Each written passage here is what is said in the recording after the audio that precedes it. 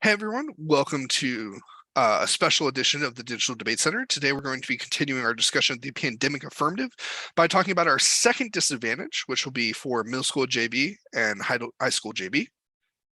Middle school varsity, obviously, which is the public health disadvantage. So let's remind ourselves of the different parts of disad. We have uniqueness, which is what's happening now. We have the link, which is how the plan changes things. We have the internal link, which is how that change leads to something bad. And then we have the impact, which says, here's why that bad thing matters.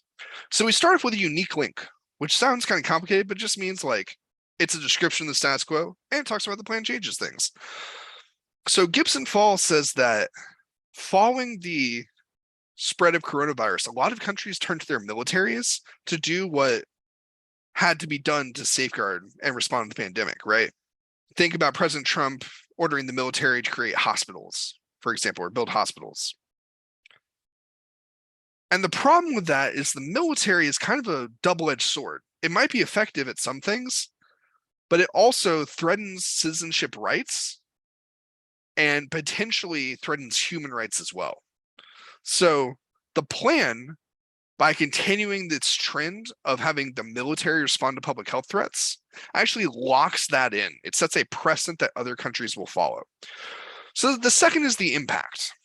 Another piece of Gibson-Fall evidence. And this piece of evidence says two things. The first is that framing pandemic response in military terms helps us think of the pandemic and those who are diseased or infected as threats. They're the invisible enemy, right? And those things all justify a military response that can include violence. So the second problem with that, other than the human rights aspect, is that other countries are less likely to cooperate and trust if, let's say, there's an outbreak in China and we send our military to help respond. So a military pandemic response helps increase tensions with other countries and could lead to conflict. And last but not least, this Gibson-Fall evidence says that there are two problems and that cause the disadvantage to turn the case. Turning the case just means, hey, the plan not only doesn't solve, but it actually makes things worse if the disadvantage is true.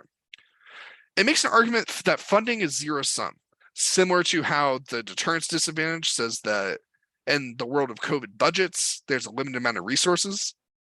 This piece of evidence says that the military might turn to public health initiatives as a way to justify its own existence and get more money. In a world of limited resources, that means less funding for actual public health institutions like the World Health Organization, the National Institute of Health, all that jazz. The second problem is that military pandemic response leads to a lack of trust because other countries during the pandemic use the military to impose martial law and increase authoritarianism. That ends up harming human rights in the name of public health. So the disadvantage turns the case because it trades off with funding for public health institutions and it leads to authoritarianism, which means that other people will be less likely to cooperate with us.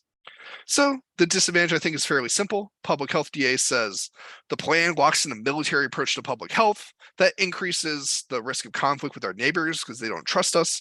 But it also means that the plan is less likely to be effective than a more traditional public health institution like the World Health Organization, for example. So hopefully this made sense. Can't wait to see y'all in the fall and have a great day.